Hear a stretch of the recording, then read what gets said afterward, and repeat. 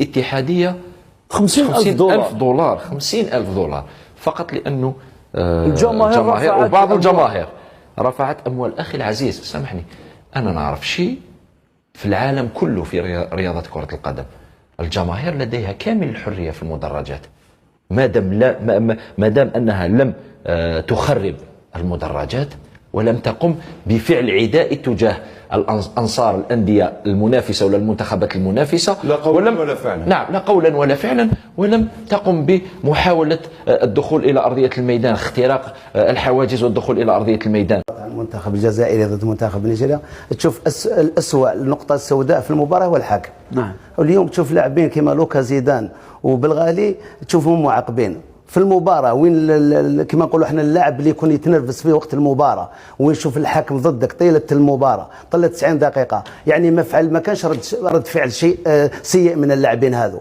واليوم انت بعد المباراة ربما تعمل تقرير، دير رابور. لماذا؟ لهذو اللاعبين ربما ستا رابور ابري الماتش، ماشي بوندون لو ماتش، باسكو احنا في وقت المباراه ما شفناش اللاعبين هذو ما فعلوا حتى شيء ضد الحاكم، ولا ما شفناش رد فعل سيء من اللاعبين تاع المنتخب الجزائري.